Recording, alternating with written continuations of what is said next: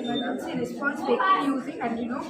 ఇది ఇప్పుడు ఎక్కడైనా యాక్సిడెంట్ అయినా సరే ఏదైనా సరే ఇది డ్రైవర్ పెట్టినా సరే ఆటోమేటిక్గా మూవ్ అవుతుంది.